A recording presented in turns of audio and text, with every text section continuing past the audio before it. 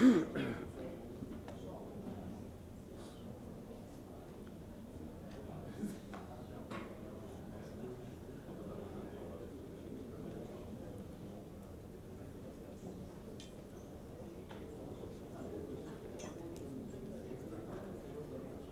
alô, alô. Paulo já está aqui. O Marcelo está ali. Só falta o Roy.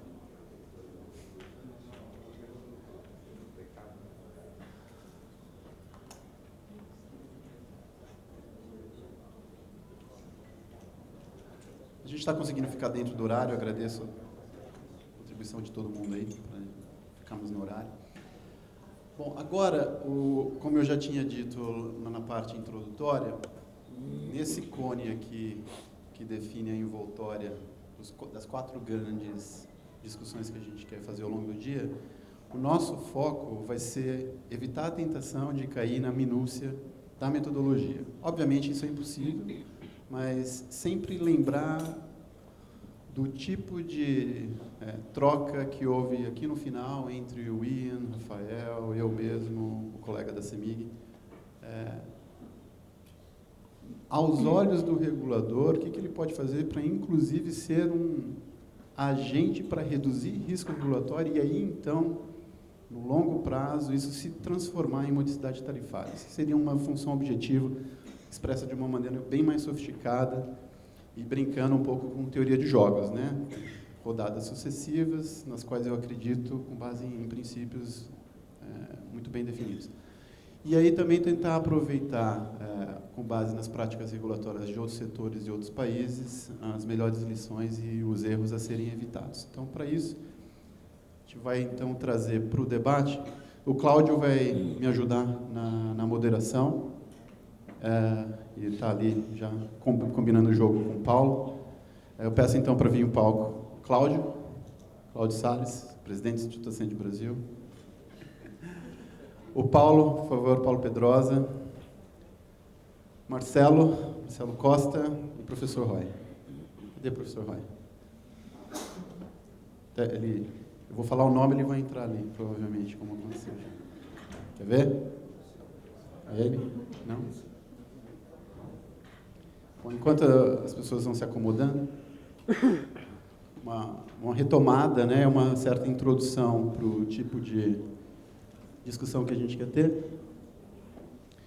Primeira pergunta para rolar a bola, e aí, dependendo da dinâmica aqui, a gente não ensaiou nada, vocês estão vendo que tem um certo grau de improviso, porque é um projeto de P&D, né, não é aquela coisa toda ensaiada. Mas, para a gente não ficar no vazio, uma primeira pergunta para instigar aqui um debate com esses 3 tipos de stakeholders seria: com base na sua experiência prática, você acha que o conceito mais intuitivo de custo de oportunidade tem sido observado pelos reguladores antes das escolhas metodológicas, né? Então, eu fiz uma conta muito rápida ali na lista de presença, só para vocês terem uma ideia, a gente tem hoje aqui 6 pessoas da ANEEL, especialistas em regulação, assistindo, né? Eu acho que é uma bela oportunidade para a gente incluí-los nesse tipo de reflexão. Roy, por favor.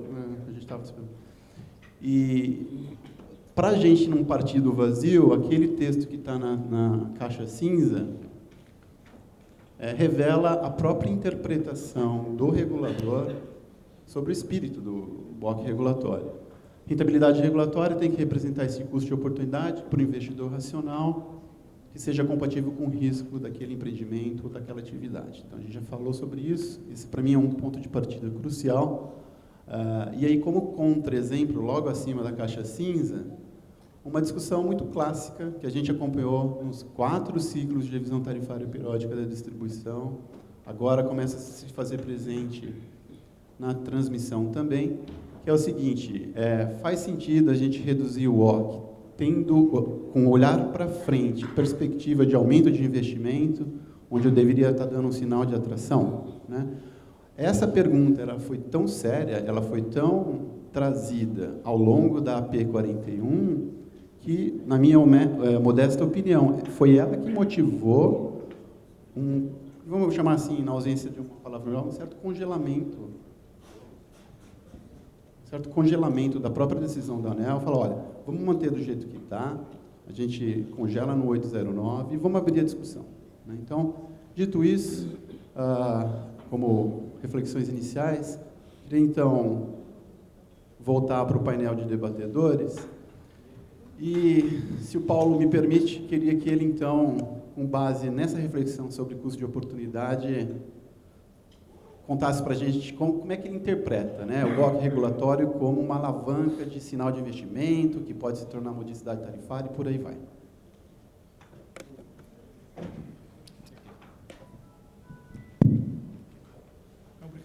Obrigado.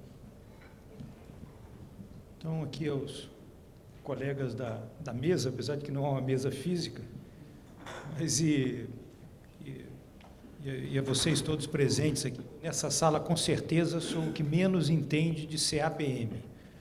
Ao longo do tempo eu fui me tornando assim, alguém que olha cada vez mais o todo, mas assim, tenho imenso respeito pela base técnica, e aqui eu vejo assim, pessoas muito importantes no processo meu da vida, que Fabiano, que foi meu assessor no tempo da ANEEL, e Gabardo agora, para citar um lá atrás e um novo, mas muitos outros aqui, né, que me ajudaram a ter densidade na base técnica. Mas eu acho que a minha maior contribuição, né, talvez ela esteja, num primeiro momento, numa reflexão geral, né, assim, tentar sair do microscópio para o telescópio e dizer, mas o que a gente está fazendo aqui, qual é o jogo que está sendo jogado e, no fundo, onde é que isso afeta o Brasil como um todo, onde é que nós devemos concentrar os nossos esforços, não é, o que é realmente importante nesse momento, o que você pega da experiência internacional e o que é muito difícil de tropicalizar. Então, são mais assim, reflexões e dúvidas do que propriamente apontar um ou outro caminho, mas eu acho que são importantes. Eu vou tentar aqui, de memória do que eu refleti hoje de manhã, né, fazer essas provocações. Né? A primeira delas é que nós estamos vivendo um momento muito, muito, muito especial no Brasil. Quer dizer, é um momento de fim de um ciclo e começo de um novo ciclo. Quer dizer, isso é uma coisa que está contratado e que talvez as pessoas não percebam, e o setor de energia, mais do que qualquer outro, ilustra o momento que o Brasil está vivendo. Quer dizer, nós vamos ter que repactuar o funcionamento da nossa economia pelo esgotamento dos modelos tradicionais, né, que eram utilizados no país. Então, e o setor de energia está num cheque absoluto. Né? Nós não temos mais o recurso de governo, o governo que está quebrado, né? Nós não temos as estatais, né, que foram um elemento de suporte muito importante para o setor, né, ou diretamente, ou como sócias, como parceiras, como indutoras, não temos mais. A capacidade de pagamento dos consumidores está muito próxima do limite. Né? Existe uma pressão tecnológica de um lado, das mudanças climáticas de outro, e cultural, por outro lado, dos consumidores querendo ter voz, querendo participar do mercado. Então, as condições são condições de ruptura, quase, em relação, né, ao modelo que dirigiu o setor, e essa discussão aqui é um pouco central, né, desse processo como um todo. O Brasil vai ter que fazer uma nova opção, e a nova opção vai ter que ser pelo capital privado. Agora, qual será a opção pelo capital privado é a grande incógnita que está colocada. Quer dizer, nós faremos a opção tradicional, né, para um capital privado parceiro, não é, quase que escolhido pelo governo. Nós repetiremos modelos do passado, talvez com mais gestão, com mais planejamento, com mais correção moral, mas, no fundo, repetiremos um modelo de escolhas e intervenção de governo, não é, ou nós vamos, de fato, escolher uma mudança para trazer um capital privado competitivo. Né? E essa é a grande dificuldade. Acho que, num cenário em que nós não teremos mais dinheiro barato para subsidiar o setor, porque não tem mais BNDES, não tem TJLP mais 0,5%, o custo do capital vai tender a refletir uma expectativa do privado, então você tem que trazer mecanismos outros, né, que promovam eficiência para o consumidor. Então, assim, essa é a reflexão do momento. Hoje, aqui, nós estamos focados no WOC regulatório dos segmentos que seriam monopólios naturais. Eu acho que esse é um pedaço pequeno da equação, mas eu queria tentar dar um panorama geral. Quer dizer, o WOC regulatório é a questão mais delicada, porque você não tem a competição de fato. Né? Porque quando você tem a competição de fato, né, todo o trabalho intelectual, né, ele é um trabalho de antecipação do resultado, mas qualquer erro que você conduza no processo, ele tem os pecados perdoados pelo batismo do processo competitivo. Então, você passa a ter uma liberdade. Nós, por exemplo, o Gabardo participou disso, na discussão da transmissão nova, nós trabalhamos muito para aumentar o WOC colocado nos leilões. Houve muita resistência, houve um enfrentamento, mas o que aconteceu? Aquilo ampliou a competição, nós tivemos leilões com um sucesso extraordinário e com um WOC final menor do que o dos leilões anteriores, quando, por comando e controle, se queria reduzir a rentabilidade dos empreendedores. Então, onde há possibilidade de competição, eu não tenho a menor dúvida, né, que a discussão deve ser deslocada para ampliar a competição. Então, eu digo, por exemplo, na questão da geração por cotas. Acho geração por cotas um erro, não é? Acho que isso dá aos técnicos um poder muito grande, e os erros são assumidos pela sociedade e pelos consumidores, como a gente está vendo no modelo de cotas, que uma das propostas que nós conduzimos foi a descotização. Então, esse é uma primeira reflexão que eu queria fazer. Quer dizer, a segunda reflexão, e aí é provocativa para quem é especialista no setor, e o não especialista gosta de provocar, né? Eu acho que no estado em que o Brasil está hoje, não é, que os nossos desafios são tão grandes, o refinamento absoluto de países que estão muito mais avançados, né, não é aonde a gente consegue os grandes ganhos para o sistema. A gente quer atrair investimento, a gente quer promover preços razoáveis para o consumidor e para a sociedade. O WOC é importante para isso?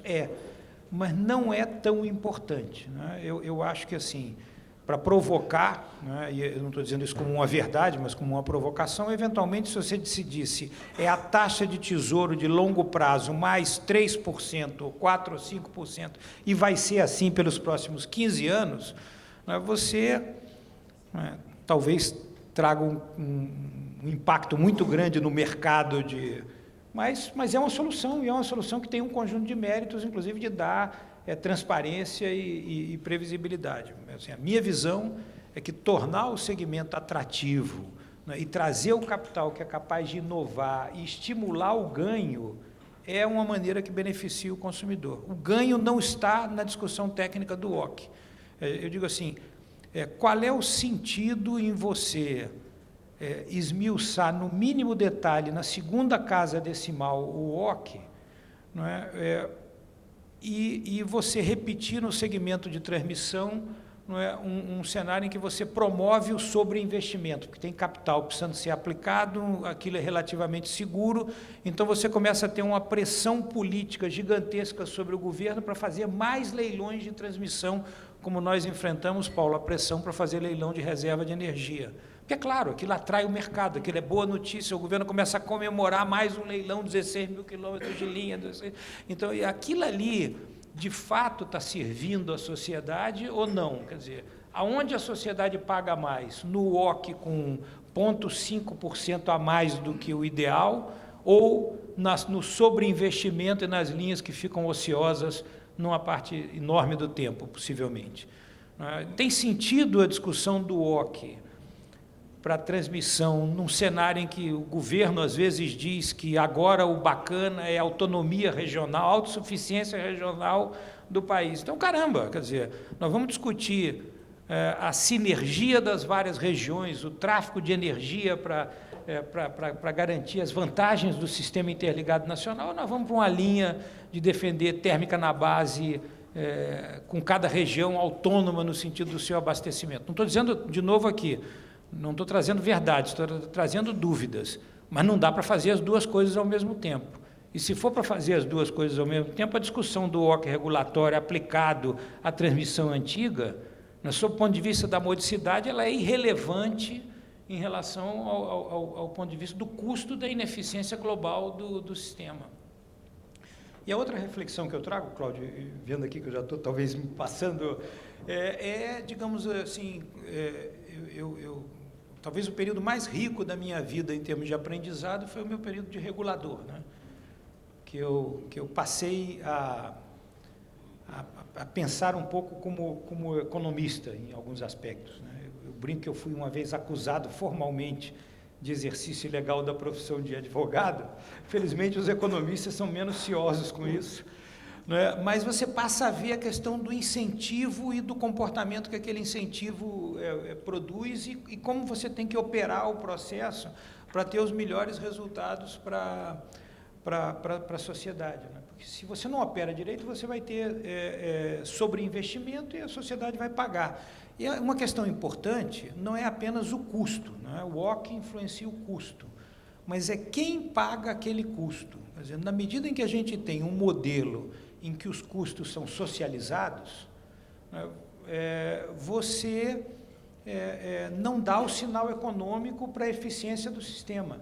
Então, a discussão do OC regulatório do segmento da transmissão antiga, ela é talvez menos relevante em dizer assim, quem vai pagar pelos custos, que deveriam ser mais aqueles que dão razão aos custos, né, e isso vai dar os sinais econômicos para uma maior eficiência e um ganho para a sociedade como um todo, do que propriamente no aperto da mão do regulador para obter modicidade na redução do OC. Quer dizer, a discussão, na minha opinião, eu não tenho os números, mas me parece muito pouco relevante frente quer dizer, o ganho para o consumidor nessa discussão é muito pouco relevante frente à grande discussão.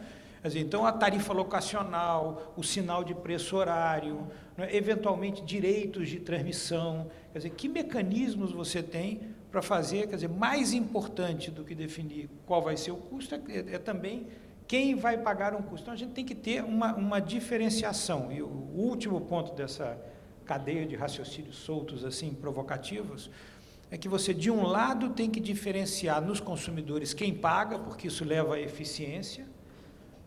Se todo mundo paga de forma compulsória, você vai só acumulando custo. E de outro, você tem que também diferenciar os agentes do mercado. Quer dizer, você não pode ter, como muitas vezes, e aqui de novo invadindo, né, o campo do Eduardo, economista, mas um capitalismo sem Schumpeter.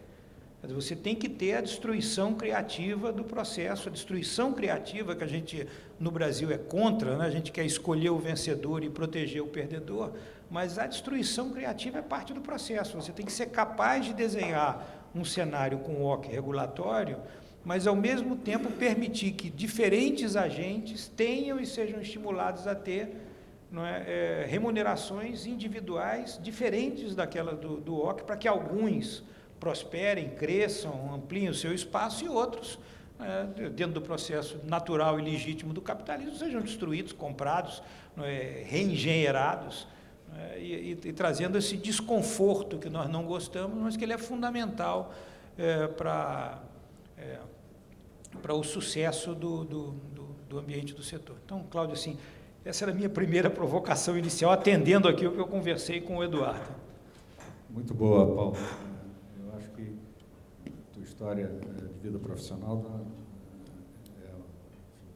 dá um capital de conhecimento e de experiências que são muito valiosas. E eu acho que você trouxe muito bem a discussão para aquela função objetiva a qual me referi bem lá no início. Afinal de contas, o que nós pretendemos da metodologia para investimentos, ao mesmo tempo modicidade tarifária, ao mesmo tempo diminuição de riscos, enfim, você posicionou muito bem essa questão.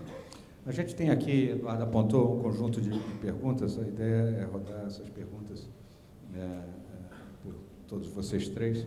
Eduardo, você quer fazer? Talvez tenha o mesmo tipo de reflexão sobre custo de oportunidade de capital do Marcelo e do professor Roy, né? Então, o mesmo tipo de reflexão sobre custo de oportunidade de capital, ouvi o Marcelo, da posição dele de CFO, e do professor Roy, como acadêmico, consultor, practitioner, né? Vários chapéus ao mesmo tempo. Por favor. Bom, obrigado. Bom dia a todos. Agradeço aqui o convite do Cláudio e do Eduardo e do Instituto Ascende Brasil aqui para estar aqui com vocês hoje. honrado de estar aqui nessa, como disse o Paulo, nessa mesa que não existe. E indo um pouco, acho que para o ponto dos temas aqui, mas sem deixar de passar um pouco pelo que o Paulo, né, colocou, várias coisas que permeiam a questão do WOC e do investimento na visão da empresa privada, no qual eu concordo plenamente aí, que tem uma série de outras coisas, né, que cercam essa questão do WOC em si. Acho importante ressaltar, de novo, pegando o gancho aqui do próprio Paulo e do Eduardo e do Mr. Rawson, que explanou hoje pela manhã, tem algumas palavras que são interessantes aqui nessa questão do WOC, tanto para ativos novos quanto para ativos existentes, imagino. É a gente pensar na questão do ciclo. Tá? Muitas vezes a discussão, né, que a gente, como empresa privada, escuta ou é provocado, tem a ver muito com aquele momento de mercado. E, às vezes, você pode ter um momento onde existe uma certa calma de taxas de retorno, principalmente no curto prazo, mas que não capturam algumas inquietudes, né, dentro do setor privado, dentro da alocação de capital que as empresas precisam fazer, porque ela precisa pensar, principalmente comentando no caso da empresa que eu represento, que é uma empresa que faz um investimento muito mais estratégico, pensando realmente nos 30 anos da concessão, no caso de transmissão, né? Então, esse capital ele precisa ser alocado naquele momento, pensando que o país vai ter ciclos, principalmente econômicos, né, de expansão e contração, como existe em todos os países. Enfim, isso é natural da economia. O ciclo pode ser de 2, de 5, de 10, de 15 anos, mas você sempre tem ciclos econômicos que, por alguns momentos, você tem taxas de retorno, taxas implícitas de juros, etc. e tal, mais baixas e, em alguns momentos, mais altas. Então, é importante não estar também muito centrado apenas num determinado momento, ou de olhar para trás, ou de olhar naquele momento, mas sim na perspectiva que você tem para frente, né? Se a gente... uma parte boa da apresentação aqui hoje pela manhã é ver que na Inglaterra também tem questões de reduções de taxa de juros de longo prazo, né?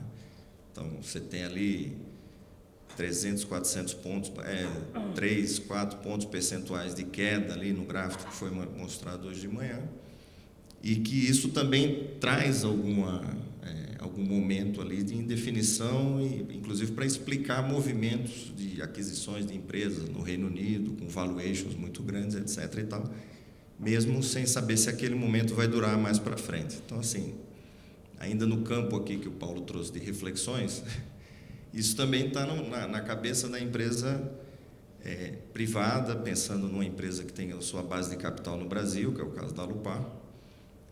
A gente tem que fazer essa reflexão num horizonte muito maior, né? E esse WOC regulatório, o que vai ser o nosso no final do dia, pensando em ativos novos agora, né, em leilões de transmissão, no momento que a gente vai lá e dá um desconto, que a gente vai ter o nosso WOC, digamos assim, esperado real. Por que esperado? Depende de uma série de fatores. Tudo aquilo que a gente desenha se vai se comportar daquela maneira. O investimento vai ser aquele, a licença ambiental vai sair naquele momento, quanto eu coloquei de gasto fundiário vai ser exatamente aquele gasto que a gente vai ter. Se eu vou ter alguma pendência depois com os fornecedores de equipamentos ou de construção civil, se eu vou ter uma questão jurídica, problemas trabalhistas, quer dizer, tem uma série de coisas que é exatamente esse, como eu diria, um spread requerido pela empresa privada naquele momento do leilão, tentando colocar tudo isso em contexto, quer dizer, olhar o que o regulador está colocando, ou o poder concedente, naquele momento do leilão, pensando muito em ativo novo, e esse momento de principal risco, que é a construção efetiva, e quanto você vai gastar naquela construção, né, no momento real, né? Aí a gente deixa um pouco a planilha do lado e entra na parte mesmo do que é a vida como ela é. Então, todas essas expectativas, elas são colocadas e é isso que dá algumas situações que são observadas em leilões quando a gente olha para trás, né? Quando, em alguns momentos, esse WOC, e aí não estou fazendo nenhum juízo de valor do passado, mas são fatos, né? Ele começou a cair, e as expectativas dos agentes estavam completamente, paradoxalmente diferentes dessa tendência de queda de WOC. Então, você começou a ter leilões mais esvaziados, lotes que não foram leiloados, etc. e tal. A partir do momento que, em abril de 2016, teve o leilão de linha de transmissão, que foi muito marcante, né, onde se fez uma revisão desse WOC, trouxe para um patamar com conceitos de dívida de mercado, né, sem questões de subsídio, tentando tirar um pouco esses elementos, e aí você dá uma sinalização de mercado muito melhor, que trouxe uma competição grande, e o mercado ajustou isso, tendo descontos consideráveis, um sucesso de leilões, né, tanto de abril quanto de outubro de 2016, principalmente, esse ano foi muito marcante, né, e o mercado ajustou essa questão, né. Eu sei que imagino, né, não sei, que é difícil para quem está do lado do poder público, reguladores, etc. e tal. Quando acontece isso, é importante mencionar que no Reino Unido também, engraçado, é interessante a gente ver que isso acontece em outros países também, quer dizer, a pressão que há política, de mídia, etc., também de dizer o seguinte: esse WOC estava alto demais, porque teve desconto aí de 40%. Eu sei que é natural, né, quem está do lado do regulador ouvir esse tipo de questionamento, mas para a empresa privada, na verdade, é a coroação de um sucesso, porque, na verdade, você pôs um elemento de incentivo para o capital privado, principalmente, e ele foi lá e ajustou na maneira que ele achava que era o correto. Porque pode ser que em um outro momento esse desconto de 50% na tarifa, na RAP, pode ser de 10%, de 15%, de 5%, pode não ter. Então, esse ajuste é promovido pelo setor privado. Acho que esse é um ponto importante. E aí eu fazer um paralelo, tinha que ser, enfim, um pouco do mercado financeiro, aí, que é um pouco do meu métier. Quando a empresa, quando vai emitir, por exemplo, uma debênture, é muito comum, ou até num processo de oferta de ação, é muito comum, né, na hora de fazer a precificação de quanto vai sair esse custo, no caso de uma debênture aqui no Brasil, né, os bancos que estruturam, eles colocam, de fato, um pouco mais de margem, que é exatamente para dar um incentivo de quem vai investir naquele papel, de dizer, não, eu tenho um papel aqui que está pagando, sei lá, IPCA mais 6, e esse novo papel, ele está me dando um pouco mais de prêmio. Então, se a gente pensar na pessoa física, né, a gente que tem o nosso dinheiro lá, que vai querer comprar uma debênture de infra, fala, vou entrar nesse papel aqui, sei lá, 7. E aí ele faz um processo concorrencial, onde de repente até aquilo volta para 6, ou 6,1, ou 5, qualquer coisa. Quer dizer, o mercado foi lá e ajustou aquela perspectiva. Então, é importante essa sinalização de incentivo, né, porque na prática é isso que a empresa, né, principalmente o setor privado, ele vai analisar, porque ele tem uma série de coisas para colocar nesse contexto que eu citei aqui, enfim, para vocês. Não sei se, pelo menos nesse primeiro momento, para não tomar tanto tempo aqui. Não, obrigado, Marcelo. A gente vai continuar rodando, né, professor? Professor Roy. Bom, falando especificamente de custo capital, o custo capital baixo é um custo capital justo.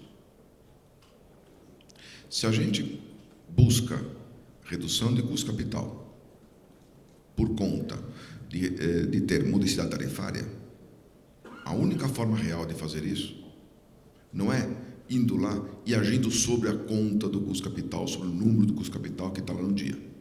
Você consegue o efeito oposto se fizer isso. Se você coloca o custo capital num patamar justo, que o investidor diga, puxa vida, diante das condições do mercado hoje, diante do risco que o negócio apresenta hoje, esse custo capital é adequado e tem um monte de coisa dentro.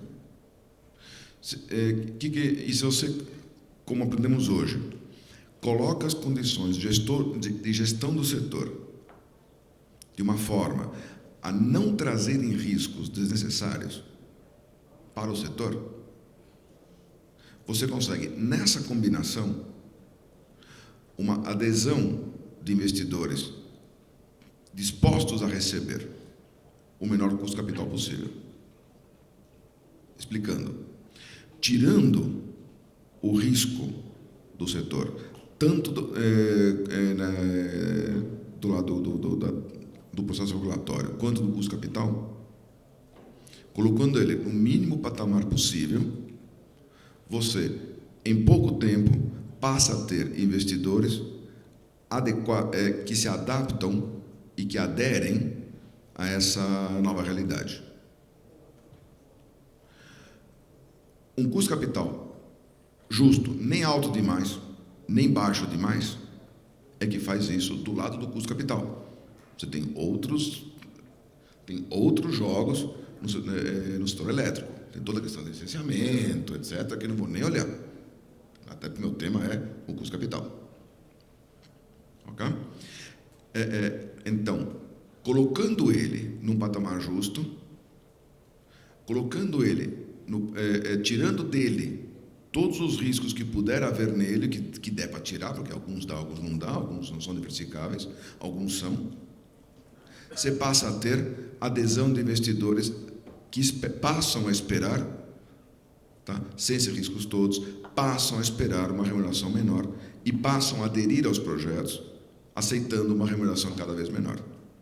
Até o modelo se esgota. Podemos fazer uma analogia no país.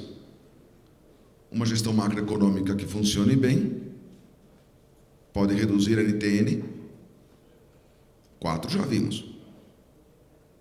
Quando se tem problemas na tua economia, você é obrigado a pagar quanto de juros?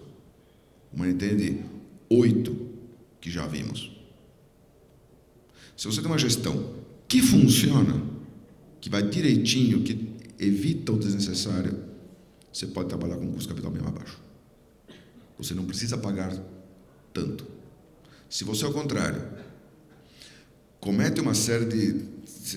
No afã de reduzir o custo capital, você quer forçar ele para baixo, você afugenta o investidor que está disposto a receber menos e fica com alguns que... Talvez fique com alguns, talvez com nenhum, tá? Mas você fica com alguns que ainda aderem ao investimento como esse, mas aí passam a aderir a um preço muito mais alto. Então, é uma questão de acertar. Acertou aquilo que o investidor precisa receber em cada momento, você está com o custo capital mais baixo possível.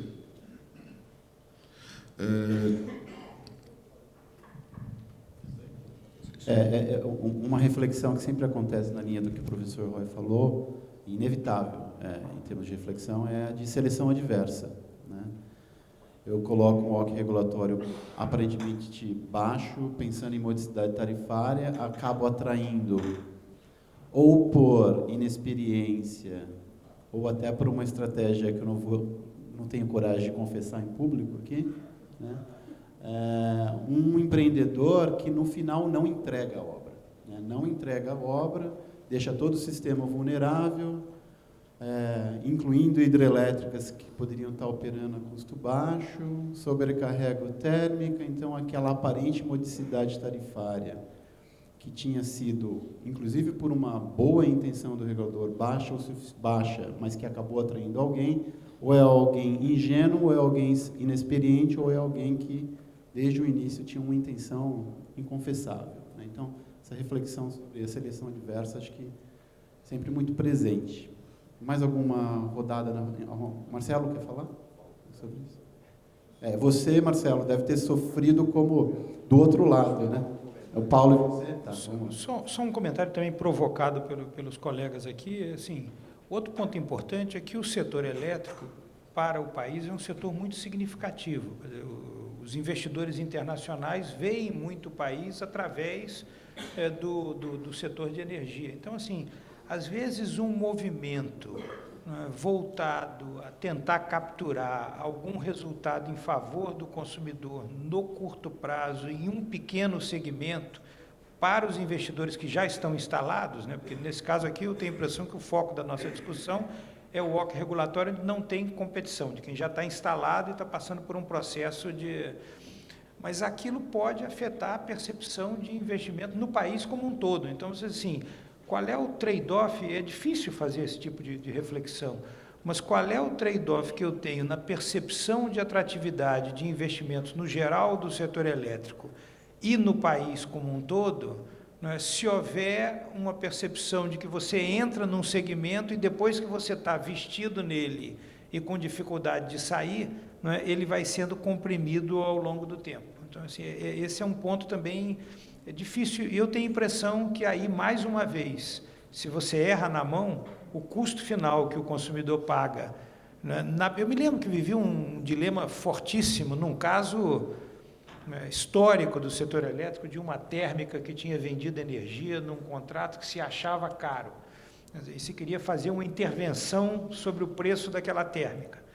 Essa intervenção, e até assim, um mérito da percepção do governo passado, né, para fazer um elogio a um governo que nem sempre vem sendo muito elogiado.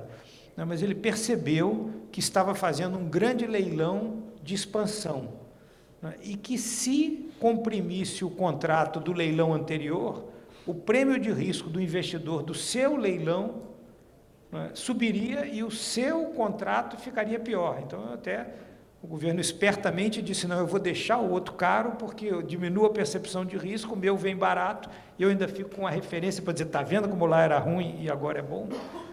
Mas, na verdade, esse é o processo, e essa equação tem que ser olhada de longe para evitar um intervencionismo imediato ali que traga um custo grande a ser pago em outros segmentos, até além do próprio setor elétrico.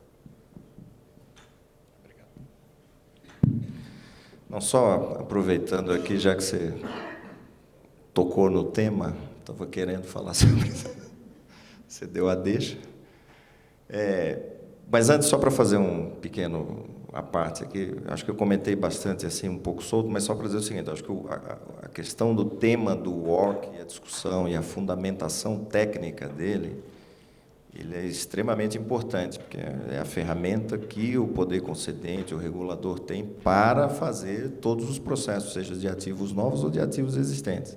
Eu já fui muito pragmático demais, então, só voltando um pouco para... Acho que a teoria é extremamente importante, né? Talvez, infelizmente, nada é perfeito, então você tem que ir ajustando isso ao longo do tempo, e ciclos, e curva de aprendizagem, etc. O único paradigma que eu acho importante, que vem sendo já quebrado aí desde a época do Paulo, do Ministério e tal, é essa coisa de que o sucesso no leilão, ele às vezes passa a ser visto da forma negativa de dizer, não, ó, o leilão teve sucesso, teve altos descontos, então, tá vendo, o regulador errou. É o contrário. Só para ressaltar, eu acho que acertou e muito, né? E o mercado se ajustou. Agora, tem refinamentos a fazer e tal, eu acho que isso é um processo construtivo que vai se acumulando. Então, só para fazer essa parte, que não acho também que é simplesmente, põe uma taxa alta e o mercado regula. Aí vira uma festa do caqui e não vai ficar muito legal. Então, acho que tem que ter uma fundamentação técnica. E só para falar rapidamente ali do cutucão do Eduardo, o que você ressaltou de seleção adversa é assim, algo que a gente vem acompanhando isso aí nos últimos, enfim, em alguns anos para cá, e assim, acho que deveria ser levado alguns desses exemplos para a sala de aula, né, quando está estudando em economia, a parte de seleção adversa. Porque assim, é fácil de entender um exemplo de seleção adversa em alguns casos que já aconteceram. E aí são lições aprendidas que a gente tem no sistema, né? Então, assim, você termina fazendo um processo, reduzindo esse WOC, de forma, talvez... E aí não é só o WOC, tem um outro pedaço da equação aqui que eu vou falar.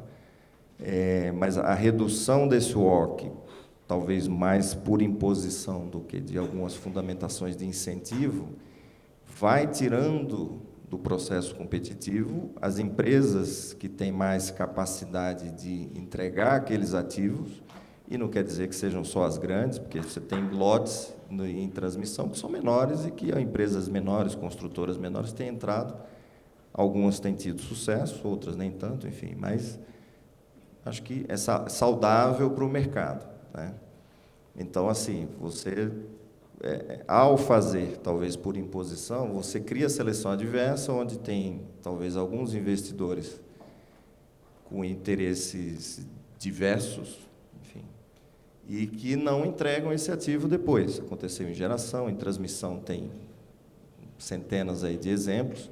E o custo, e aí voltando para a questão de custo-benefício que o Paulo comentou aqui, quer dizer, o custo para o setor, para a sociedade, é muito mais caro do que se tivesse feito algo, né, mais interessante, não só do ponto de vista de WOC, né, e também, não faz parte aqui do tema, mas na qualificação de quem vai participar do processo competitivo, né? Isso, às vezes, vem para a mídia como algo que, não, você está selecionando quem vai entrar no processo, então você está reduzindo a competição. Esse é um tema meio complexo, mas eu acho que não tem nada a ver, né? A gente está no segmento de infraestrutura, de uma maneira geral, é capital intensivo, precisa de ter muita capacidade de crédito, precisa ter equity, precisa ter capital próprio, né? Precisa ter uma certa dimensão para fazer um investimento de 100 milhões de reais, que é um investimento pequeno, né? Na física é muito dinheiro, mas para uma empresa é pequeno no setor elétrico, ou fazer um investimento de 2 bilhões de reais. Você tem tamanhos de capacidade financeira das empresas que é necessário para fazer aquilo. Não quer dizer que todo mundo vai ter sucesso, como o Paulo falou, alguns vão ficar pelo meio do caminho, mas se a empresa fez o processo competitivo correto, ela pelo menos tem um ativo que ela pode repassar, ela pode vender aquilo, um outro pode assumir. Então, o mercado vai se ajustando. Agora, quando entra a seleção adversa, aquilo vira um pepino, fica um nó dentro do sistema, causando uma série de problemas de GFON, de geração fora de ordem de mérito, potencializando o GSF na parte de geração, etc. e tal. Isso, enfim, o prejuízo para a sociedade é muito maior do que ter um leilão onde saiu, assim, long story short, com um desconto médio de 50%. Né? Quer dizer que precisa ser assim sempre. Mas vai sair muito melhor, provavelmente, do que aquele que não, né, o custo de você ter uma seleção adversa. Obrigado. Muito bom, Marcelo.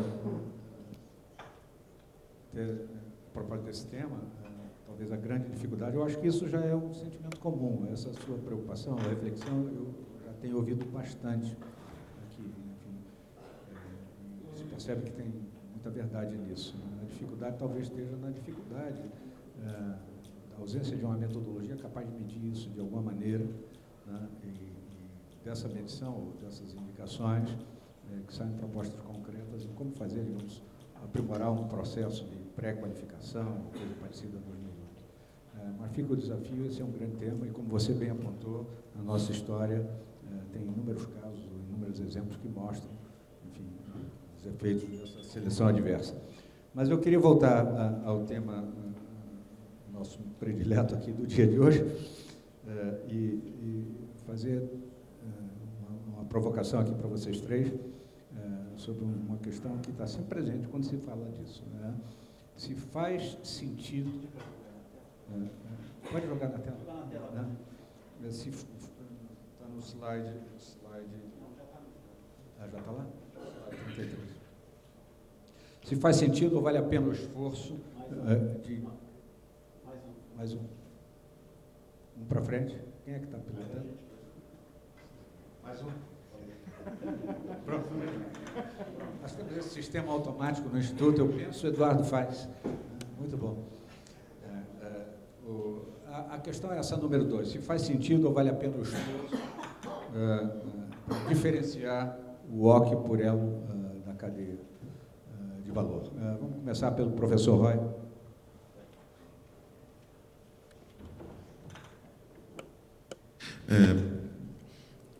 Dado que os riscos não são iguais, Então, sim, é necessário diferenciar os custos de capital de geração, transmissão, distribuição e subsegmentos que houver onde fizer sentido dizer que o risco é diferente. Entretanto, há um problema de qualidade dos dados. Você tem poucas empresas puras em cada um dos segmentos para você fazer coleta de informação. E esse é o trade-off.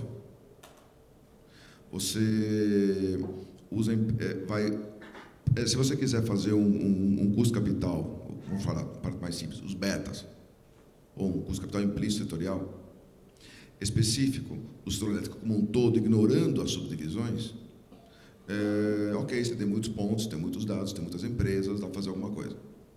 Se você me diz que você quer fazer por segmento específico, bom, você começa a ter cada vez menos informação.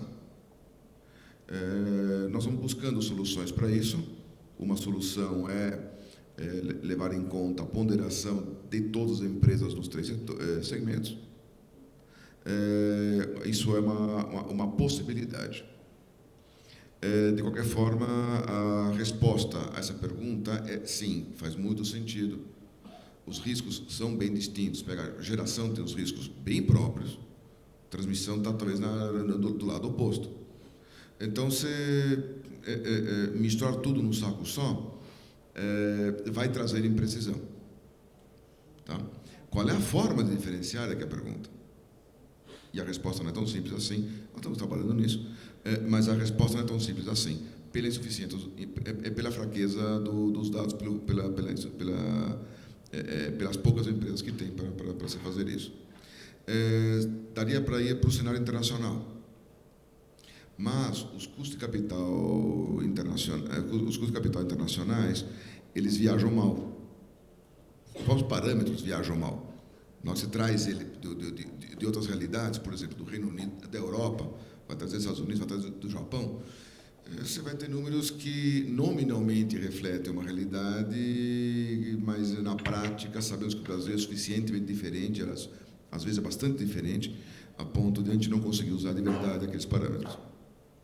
E essa é a questão que a gente está nós estamos debruçados para buscar a resposta. Abrindo as entranhas do projeto, né, professor, das próprias dificuldades empíricas, né?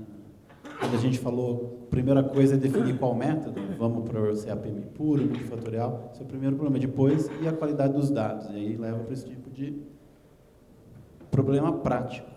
Né? Se eu tivesse 30 empresas puras em cada um dos segmentos, seria muito mais fácil. Mas talvez, para dar uma turbinada na pergunta, professor, hoje, com base na tua experiência multissetorial, né, não só olhando para o setor elétrico, se te pedisse para você, vale a pena ou não vale a pena, dado esse trade-off, dado esse custo-benefício? Você tem que responder agora. Você estaria mais tentado, vale a pena ou não vale a pena eu percorrer esse detalhamento? Né? A partir da minha experiência, é necessário. É necessário. A dúvida é como fazer, mas é necessário.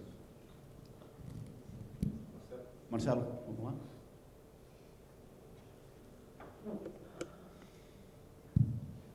Aqui pensando.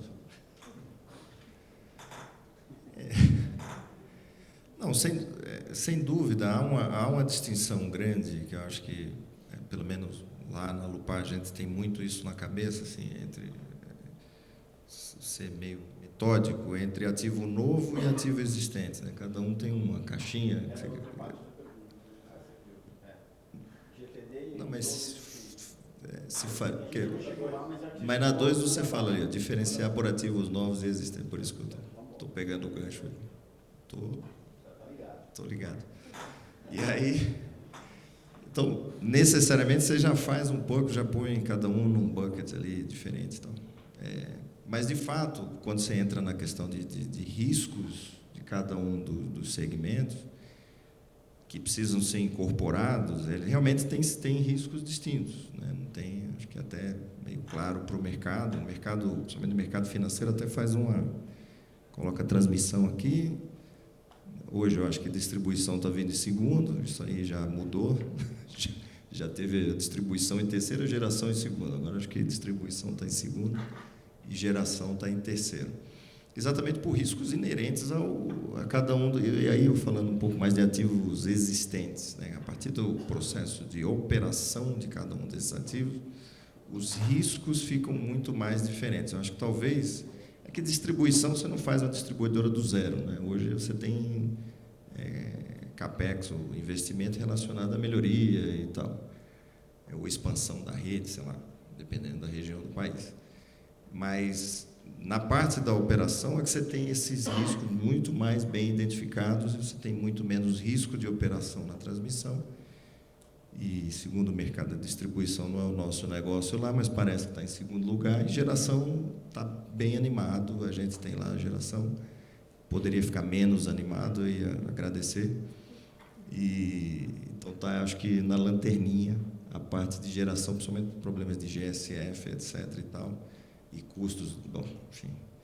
Então, assim, acho que isso, na parte de operação, você tem muita mais essa diferença. E quando você pega a transmissão e geração, pegando a pergunta ali, né, essa primeira fase, onde você tem um ativo novo, talvez essa distinção, na minha visão aí, mais pragmática, ela seja menor.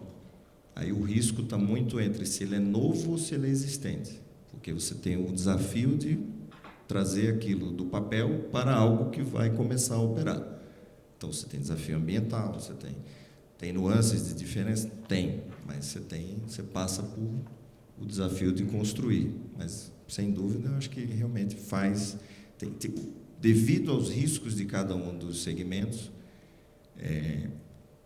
teria que incorporar esse componente de risco para fazer essa diferenciação. Não dogmática, obviamente. Na geração... Até porque aquele risco pode parar de existir, sei lá, o GSF hoje, que é um negócio que está bastante aquecido aí. E se de uma hora para outra a gente chega a uma resolução do GSF para o gerador, aquele componente de risco some, né? Se a gente conseguir realmente sumir com aquilo lá. Então, você pode ter reduções e aumentos de percepção para fazer essa diferença. Por isso que eu falo, não é dogmático. De repente, a transmissão pode cair para terceiro, distribuição vai para primeiro lugar como mais seguro, não sei. Acho que tem como... Deveria-se ter algum jeito de precificar isso. Antes de votar o Paulo, desculpa, o professor pediu para complementar ali. Eu queria responder essa questão, porque na hora que a gente avalia uma concessão, no dia do leilão, você faz um fluxo de caixa pelo período da concessão e traz a valor presente por um custo capital. Vai simplificar o processo. É o fluxo de caixa de todo o período da concessão, trazido pela mesma taxa de custo capital. Existe um risco maior no começo de qualquer empreendimento, sem dúvida. Entretanto, se depois de passados 5 anos, você reduz o custo capital, porque agora é uma operação que já não tem mais esse risco todo, você devia ter colocado, então, todo esse custo desse risco nos primeiros 5 anos, para manter a média. O que você não vai fazer. Então, reduzir o custo de capital depois de passar do primeiro momento em que você tem mais incerteza, tá? Equivale a reduzi-lo para todo o período. Equivale a dizer que o custo de capital será reduzido, portanto, você precisa ter uma oferta mais cara no começo, que é justamente para cobrir essa redução de remuneração que passa a ser esperada. Ok? Então, temos que ver a consistência temporal da decisão. Se o custo de capital for diferente para uma operação em andamento do que para uma operação nova, nós temos custos de capital de operações novas que passarão a ser muito mais altos, devido justamente a esse risco inicial. Okay? Acho que não é o que a gente quer. A gente prefere ter tarifas mais estáveis. Então, o que equilibra a equação é mantermos um custo capital basicamente o mesmo para leilões novos ou empresas já em operação. Muito bom. Paulo, por favor. que para mim está sendo um processo dialético de aprendizado. Mas a resposta da pergunta, no meu ponto de vista, é que sim, né, nós devemos ter, são realidades muito diferentes. Até estendendo um pouco mais o raciocínio, até nós poderíamos alcançar que o próprio segmento de distribuição não é um negócio em si. Na verdade, o que a gente chama negócio de distribuição, ele tem uma variedade tão grande, quer dizer, uma empresa com mais ou menos perdas, que investe mais do que deprecia ou não, que tem mercados com características diferentes, elas são assim, negócios extremamente diferentes, até mesmo estendendo esse raciocínio, será que o OC, que reflete o risco regulatório de diferentes empresas, o risco de investimento de diferentes empresas deveria ser o mesmo, né?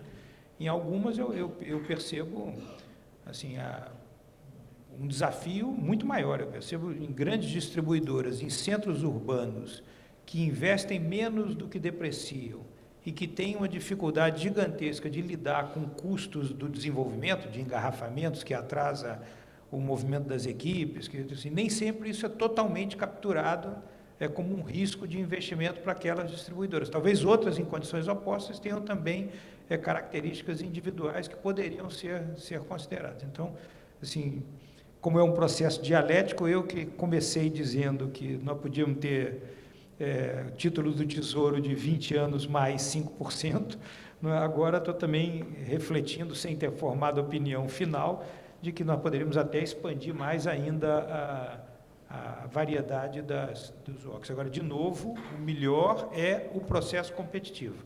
Quer dizer, para a geração, por exemplo, eu não tenho a menor dúvida que é descotizar, vender o risco para alguém e alguém assume e gerencia o risco.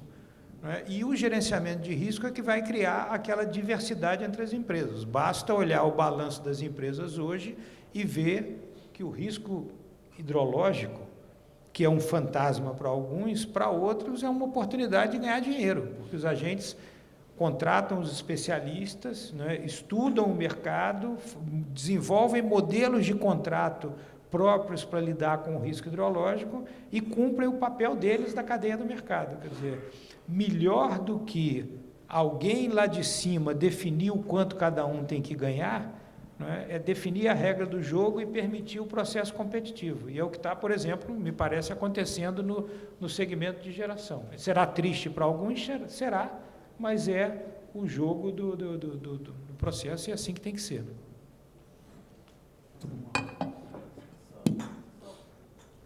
Dúvida também que a gente está enfrentando no projeto, para alguns pode ser muito específica, mas ela é até um pouco anti-intuitiva, né? Counterintuitive. Ativo existente, menor risco, portanto, ele exigiria um OC regulatório menor. Mas quando a gente pensa no segmento específico de transmissão, para quem conhece os meandros operacionais, existe o fenômeno de conseguir a autorização do regulador para efetuar reforços e melhorias, né? E do que a gente ouve do mercado, na prática, como você só tem um pós-reconhecimento, talvez isso seja tão arriscado quanto um ativo novo, né? Então, se tiver alguma reflexão, pode ser do painel de debatedores, ou se a própria plateia quiser dar algum tipo de insight, a gente quebrando totalmente o protocolo aqui, mas acho importante até como dados de entrada para o projeto nos próximos meses, né, professor? Porque esse debate vai e vem, a gente sabe o que o Rafael pensa, mas... Quer falar, Rafael? Eu acho que esse é um ponto bem central, né? A gente conversou um pouco do risco operacional, né? Não sei se está funcionando. Do risco operacional, né? Que realmente dá para defender que existe um risco diferente quando você tem que construir e quando você já não tem o risco de construção, né? Agora, tem que lembrar que os reforços e melhorias também têm o risco de construção e às vezes maior, né? Ou seja, fazer uma obra de substituição ou de ampliação, e aí não sendo engenheiro, mas ouvindo o comentário dos engenheiros, fazer o trabalho em linha viva, ou todo o tipo de obra que precisa para um reforço e melhoria, pode ter um risco de construção maior que de um novo empreendimento, né? Isso por um lado. E aí, aproveitando o gancho da apresentação do Ian, também existe uma questão de risco institucional regulatório. Então, quando a gente fala dos modelos de empresas licitadas, né, basicamente a gente tem uma RAP fixa pré-definida, né, e foi um modelo de grande sucesso e que, entendo eu, é um modelo de menor risco. Quando a gente fala das empresas existentes, sujeitas à revisão tarifária, ou sujeita à revisão de base ou não reconhecimento de investimento, né, existe um risco regulatório, político muito diferente e talvez muito maior quando comparado com o modelo das empresas licitadas, né, que foi um modelo que a gente tem de muito bem sucedido. Obrigado, Muito bom. Na verdade, a conversa descambou para o que a gente tinha aqui já de pergunta número 3, que era, está lá na tela, quais os riscos de maior impacto não capturados pelas metodologias clássicas. Um deles é o risco regulatório, que foi mencionado aqui. O outro é o risco político. E aí eu gostaria de ouvir a reflexão de vocês, começando pelo Paulo, por razões óbvias. Muito difícil até para um ex-regulador, né, reconhecer e como precificar o risco regulatório. Mas, assim, de fato, ele existe. E eu acho que talvez mais do que o risco regulatório, como esse é um nome, não é, que tem uma carga de antipatia para o próprio regulador, ele vai além, né? Por exemplo, o risco das decisões do judiciário, não é um fator muito importante nos investimentos no Brasil. Quer dizer, então, assim, agregando esses riscos e encontrando talvez uma maneira mais elegante de apresentá-lo, seria mais fácil, mas é uma realidade. Quer dizer, hoje os investimentos no Brasil estão sujeitos a um risco das mudanças de interpretações ou procedimentos que resultam na tarifa, na alocação de riscos e decisões do judiciário, né? Isso pode, numa canetada, trazer um impacto gigantesco, né? Como, por exemplo, nós vivemos há um tempo atrás uma hidrelétrica que foi condenada a realocar toda uma cidade que não estava diretamente afetada pelo reservatório dela, quer dizer, com um custo de investimentos bilionários, né? Isso tem que estar, de alguma forma, precificado, ou encontrar um outro elemento para mitigar isso. Quer dizer, uma outra discussão interessante, né, é se você poderia, num processo de licitação, né, identificar quais riscos, né, deveriam ser assumidos e gerenciados, né, pelo ganhador do projeto e que riscos poderiam ser segregados para dizer, este vale mais a pena, né, eu assumir, né, que serão transferidos para os consumidores no caso de exercidos, do que serem precificados pelo agente que está participando da licitação. É uma outra discussão também bem intensa. Aproveitando, Paulo, então, não quero colocar as pessoas on the spot, né? Mas lembrando que a gente tem aqui pelo menos 6 ou 7 reguladores que estão dando o tempo deles, estão querendo ouvir, estão querendo levar para casa informações úteis. Então, quando a gente transfere para as equações esse tipo de discussão, tem que ser algo que os ajude a construir os novos parâmetros, né? Não vai ser o modelo de 3 fatores, 4 fatores, 5 fatores, mas como é que a gente consegue dar as pistas para que isso seja incorporado sem uma invencionice irresponsável, né? Então, quando a gente perguntou para o Ian se existe alguma coisa no mundo que consiga mapear quantitativamente risco político a ponto de ser introduzido como um novo fator no CAPM, a gente está literalmente em busca de contribuições práticas para ajudar a construção de uma regulação melhor no futuro, para, inclusive, tirar o regulador desse spotlight, né? Eu não quero ser risco, só que você tem que me dar um caminho quantitativo que eu possa, inclusive, justificar perante a sociedade, né? Que é um risco regulatório, não sei se eu sou o risco disso, só estou reconhecendo de uma maneira quantitativa, para, ao longo do tempo, sabendo que o risco existe, tentar fugir desse tipo de causa de risco. Então, só dando aqui a motivação científica por trás desse tipo de pergunta. Não é uma pergunta feita para ficar cutucando, né, ou fazendo algum tipo de alegação de que há uma motivação política do lado do regulador. Acho que eu nunca acreditei nesse tipo de motivação, né? Mas será que não acaba acontecendo uma manifestação que a gente classifica como risco político, que, ao ser identificada explicitamente e mostrada para o próprio regulador, ele fala, obrigado, não tinha pensado dessa forma, daqui para frente vamos tentar evitar que isso se manifeste. Né, professora? A gente está na busca aqui de equações para melhorar a qualidade preditiva do CAPM. Né? Então, não sei se em cima dessa reflexão, Roy ou Marcelo querem comentar. Né? A gente quer ajudar o regulador para que ele nos ajude. Né? Help me, help you. Né?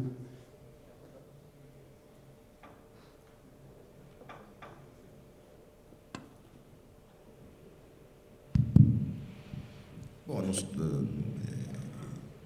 que eu poderia comentar é o seguinte, de fato, quem vai investir em alguma coisa vai fazer essa conta e vai precificar esse tipo de risco. Né? Infelizmente, esses exemplos aqui que o Paulo comentou acontecem.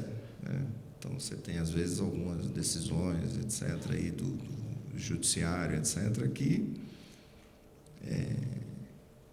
digamos assim, ultrapassam, né, um pouco até a nossa compreensão assim de ser humano, tal, de como é que essa coisa, né, vai, como é que isso deveria lidar, né, como é que você realoca toda uma cidade que não ia ser atingida e por uma decisão. Então, assim, isso inclusive ultrapassa a questão do regulador, né? E o regulador, imagino eu, também até por alguns momentos também tem uma certa pressão, né, aí em defesa aí do pessoal da ANEEL, porque você tem Ministério Público, Tribunal de Contas e tal, e eu acho que precisa ter muito debate, né, junto a todas essas entidades também, de esclarecer qual o custo disso, né, para a sociedade. Então, muitas vezes, já vi casos do Ministério Público, né, abre uma ação civil pública com um escopo ou com um objeto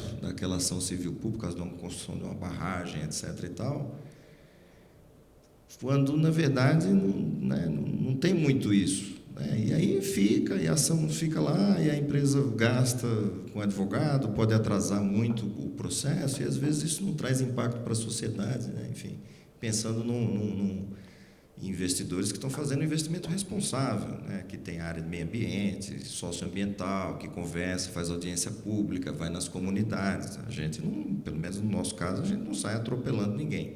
Então, você tem que ter muito debate com a sociedade para, né?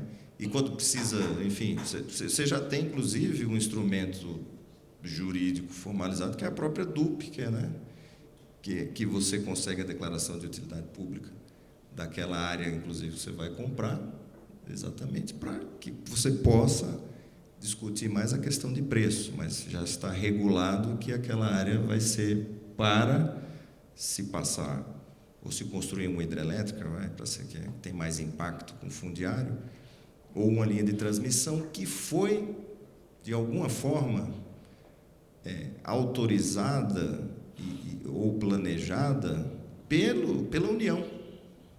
Então, a União foi lá, né, enfim, ela que outorga a concessão de uma hidrelétrica ou de uma linha de transmissão, ela vai lá, fala, tem um traçado, tem um corredor, no caso de linha de transmissão e tal, e diz que é passar por aqui.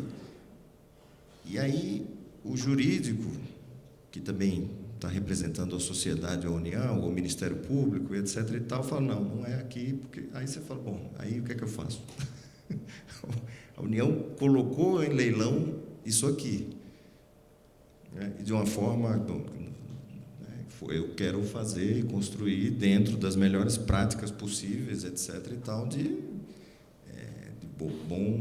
boa vizinhança com a sociedade, higienizando da melhor forma possível, etc. e tal. Parar o projeto, por alguma forma, entra num negócio meio... Você fala, bom, a União quer fazer, mas aí tem um outro pedaço da própria, digamos assim, União, colocando tudo dentro do mesmo... Não é isso, obviamente, mas... E aí a empresa fica numa situação muito delicada, né? Então, acho que tem vários pontos aí para a gente analisar nesse prisma. Só respondendo à questão, Quando você monta um modelo de custo capital, você pode montar um teu. Eu penso assim, meu feeling é que esse risco é um pouco mais alto, um pouco mais baixo. Mas se eu monto um custo capital para finalidade regulatória, não vai dar. Eu preciso de parâmetros bem explícitos, um modelo bem explícito, que seja estável no tempo, que os parâmetros sejam estáveis no tempo, que sejam consistentes com aquilo que o investidor precisa receber, tá? Que reflita os vários riscos que existem, onde os parâmetros sejam mensuráveis, onde dê para explicar isso de forma razoável para o público medianamente instruído. Essa discussão pode ter no Tribunal de Contas, essa discussão pode ter no Judiciário, então tem que ser uma coisa que dê para explicar, que seja perfeitamente aceitável, que seja compreensível e que esteja de acordo com aquilo que as pessoas naturalmente já estão esperando. E esse tipo de modelo consegue incorporar algumas coisas e não obrigatoriamente consegue essa sintonia fina de eu acho que eu tenho um risco a mais aqui, mas eu não consigo nem dizer de quanto é. Isso não fica difícil colocar isso no modelo regulatório. Uma parte dos riscos, de qualquer forma, é diversificável, idiosincrático. O que for idiosincrático, diversificável, tem um duplo tratamento. Do ponto de vista do investidor, tanto faz. Ele diversifica isso, sendo um risco simétrico, ele pode diversificar perfeitamente isso, não tem custo nenhum. Se forem riscos assimétricos, do tipo, o risco regulatório é um risco assimétrico potencialmente. Pode ser que o governo do país X me exproprie, total ou parcialmente. Aí se torna assimétrico, aí é o caso de levar em conta explicitamente na medida do que dá. Se eu estou discutindo o risco conforme percebido pelos gestores, os gestores não estão diversificados. Então eles tendem a perceber riscos com muito mais força, com muito mais impacto do que os investidores. Ok?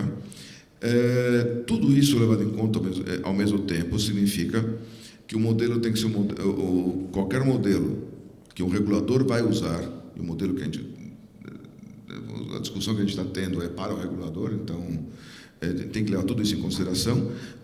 Qualquer modelo que o regulador vai usar tem que ser explícito, estável, tem que ser justo, tem que ser correto, tem que ser explicável. Ou seja, tem que acabar sendo baseado no CAPM ou alguma variante incorporando fatores adicionais ou não, tá? Mas respeitando esse tipo de premissa. Isso que é a premissa metodológica no sentido de construção, de premissa para construir os modelos. Ok? Ótimo. Paulo, você queria complementar? Só um exemplo adicional àquilo que eu disse Mais junto aqui. de aonde a gente precisa aqui no Brasil concentrar os nossos esforços para reduzir o custo final da energia. E talvez em situações diferentes, por exemplo, das do Reino Unido. Quer dizer, o problema da linha de transmissão que atende Roraima, causado por impossibilidade de construção por questões indígenas, portanto, de esfera de alcance do governo, de certa forma, gera um custo adicional de 1 bilhão ao ano com CCC. Para os consumidores, esse custo não é 1 bilhão, é 1 bilhão e 400 milhões, porque os consumidores pagam PIS/COFINS e ICMS sobre esse 1 bilhão. Então, nós temos 1 bilhão e 400 de custos adicionais por ano. Quando você compara isso com o setor de transmissão inteiro, que fatura 15, quer dizer, 10% do faturamento do setor de transmissão é equivalente ao que se perde por ano por não se fazer a linha de Roraima. Então, assim, qual seria aí a reflexão? Qual seria o peso do OC regulatório nesses 14 bilhões e o que isso significa? Então, aonde é que, por Pareto, estão os caminhos para conseguir a tal modicidade tarifária? Então, no desenvolvimento do mercado, na alocação correta dos custos, no desmonte desses mecanismos todos de subsídios e ineficiências, e nesse enfrentamento real. Então, assim, alocar desproporcionalmente inteligência, capacidade de ação, estrutura de governo e regulador, não é, para refinar 0,05 do WOC, sob o ponto de vista do consumidor, eu não tenho procuração para falar para o consumidor, mas agora na vida, nessa minha fase atual, o que eu sou é um consumidor, não sou mais nada além de um consumidor. Então, nessa condição, eu voltei a ser pedra, não sou mais vidraça. Mas nessa condição, eu acho que na hora de alocar os recursos de governo e de sociedade em nome da modicidade, né, eu acho que há um conjunto de frentes que produzem resultados muito maiores do que um aperto em condições, por exemplo, como as do WOC. Muito bom. Eu acho que isso nos traz praticamente no final aqui o esforço. Disciplina está a 1 minuto do nosso limite estabelecido. Não sei se alguém tiver, eu vou fazer aqui uma exceção, se alguém da plateia tiver alguma pergunta que queira fazer, seria a última. Se não, vou encerrar aqui com um agradecimento aos nossos debatedores. Eu aprendi muito ouvindo vocês aqui e fico mais animado ainda pela segunda parte que vai acontecer de tarde. Obrigado, então. Assim, o MC mal treinado, como eu aqui, só Melissa está ali e me corrige. Então, nós almoçaremos juntos, nós vamos subir para o lobby, certo, Melissa? Iremos para o fundo desse mesmo hotel, em direção ao lago, tem um restaurante lá, só que para poder comer tem que ter isso daqui, senão eles não deixam você entrar, tá bom? Então, vamos para lá agora, um intervalo de 1h30, retomamos às 14h com a sessão 3 e 4, tá bom?